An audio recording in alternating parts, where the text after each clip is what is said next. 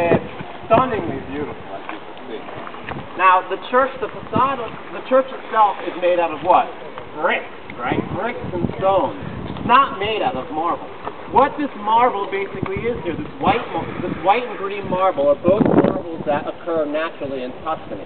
The green marble occurs near the city of Prato, which is about 25 minutes by train from Florence. And the white marble, you may have heard of it before, it's called Carrara marble. We still use Carrara marble, right, to decorate our bathrooms and things in the States. And this is the marble that Michelangelo actually used, other sculptors used, to do their famous works of art. Notice this facade here. It's a brick building, right? If you look carefully, what it is, right, is a mosaic of these stunningly and meticulously cut stones that are laid against the facade or fastened with iron rods into the facade to articulate the building. Notice that when you go inside, this is a basilica. The center aisle of a basilica is always higher than the two side aisles. So in the middle door, you enter into the main aisle. Notice how high it is. So we have the center aisle there. So the facade actually articulates the height and how many aisles there are in the church, two smaller ones being on either side. This kind of facade is called Romanesque.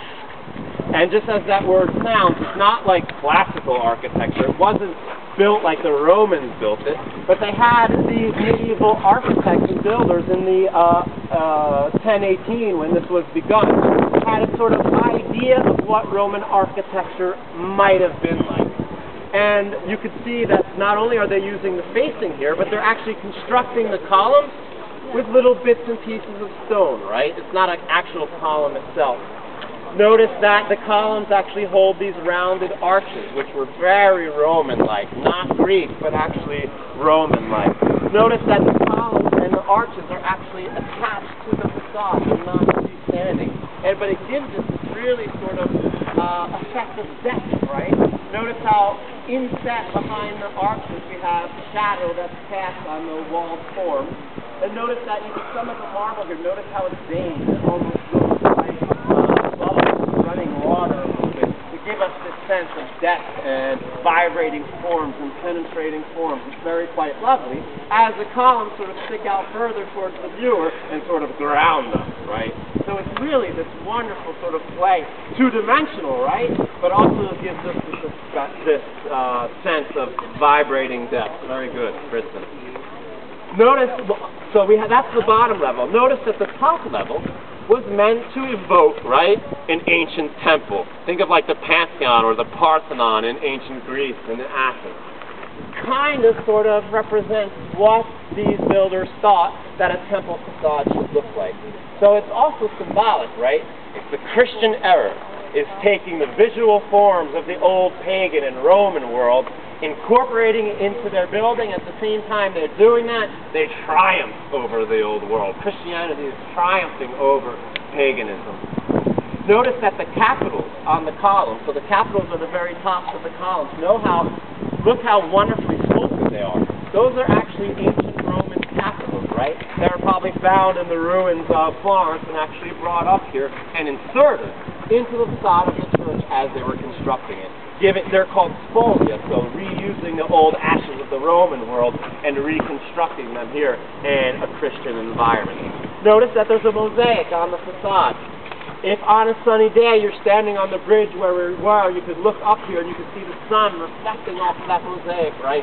Drawing pilgrims, drawing visitors up here to the top of the mountain to go see those precious relics of Miniato. In the middle, of course, we have Christ. He's sitting on an ancient Roman chair called a triclinium, and notice that he's ready to bless us as we actually walk through the main portal of the church. He's holding, of course, the Gospels, the story of his life and his sacrifice and resurrection in his left hand. Notice that on Christ's right, our left, there's the Virgin Mary. Notice she's looking at us, looking down at us, the viewer, right, as we're about to enter into the church. And she, like all mothers, right, are sort of telling us what to do and sort of guiding us. And notice she's holding out her hands like this as she looks at us, saying, and what the Virgin Mary is, He is the way. That's basically what we're saying. So through Him we can find our salvation. Now remember, in the Middle Ages, you couldn't pray directly to Christ. You would be considered to be too presumptuous. So you needed a middle man or middle woman, and that's why they had saints, and the Virgin Mary, of course, being the mother of all mankind, as well as Christ himself, is behaving as our intermediary here. On Christ's left, our right, there's who this church is dedicated to, right? There's Miniato. And notice what he's holding here. Actually, I said that he was beheaded by a sword, but what he's actually holding here is a saw. Perhaps a saw that was used, right, to cut off his head when he was martyred. These mosaic works date from around 1260, and actually Venetian workers in black and gold brought in here to Florence to give us this wonderful mosaic. Notice some of the designs on this church as well.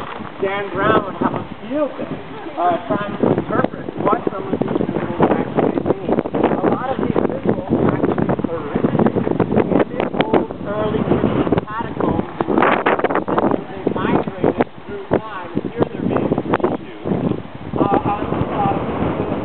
Look at actually large circular forms. So we have a circle, and then look at that circle is actually inscribed in a square form, right? Then we have another circular